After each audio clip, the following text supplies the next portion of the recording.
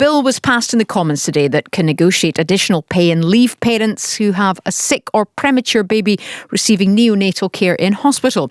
It was introduced by the SNP MP Stuart MacDonald and his colleague David Linden MP, who's previously spoken about his experience as a father of two with both of his children having to spend time in a neonatal intensive care unit. His daughter Jessica spent the first month of her life in hospital.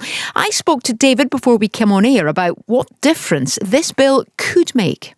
David, this is a subject that you're very passionate about and certainly you have personal experience. Just tell us a little bit about your story and what you experienced as a parent. Yeah, so both my children, Isaac and Jessica, were both born premature, and you had extended stays in the neonatal intensive care unit and in the special care baby unit. And I'm absolutely delighted to see this legislation pass the House of Commons. This is an issue that I've been campaigning on for quite a long time. And when Stuart MacDonald, my colleague, came out the ballot, I said to him, look, that this law needs change. Please, can you take this forward?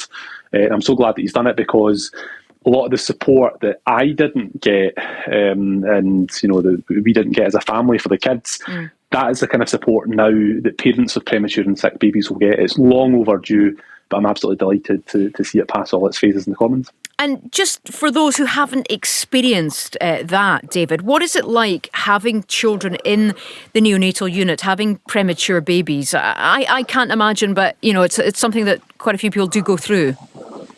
Yeah, so roughly about 100,000 babies every year are born premature or sick in the UK. And in reality, certainly I can think of both my kids. When they're in that little incubator in neonatal intensive care, there is nothing else in the world that you can focus on other than that poor, vulnerable little baby in that tank. And the problem with the law previously was that we were expecting employees to go back to work, in some cases just days and weeks after the baby had been born. And certainly in my case, my daughter was in hospital for several weeks. And I remember one occasion her turning blue and having to be resuscitated by these neonatal nurses.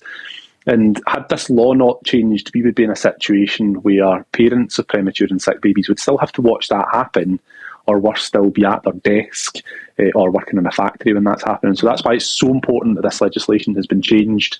I'm just really glad that we've got to that point. And I suppose it's a bit of a lottery whether your employer will be understanding. I know some workplaces would be very understanding about a parent who's going through what you and your wife went through, but for others perhaps not so much. So I guess it perhaps wasn't consistent before.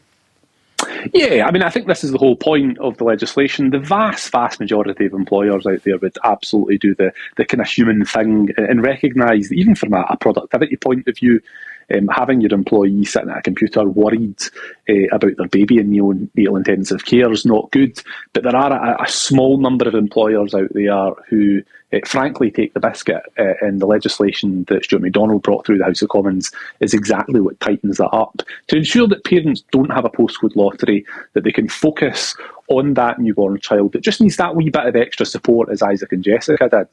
And I'm just really delighted that hopefully parents won't have to go through what is an incredibly stressful process being made all the more stressful by a deficiency in the law.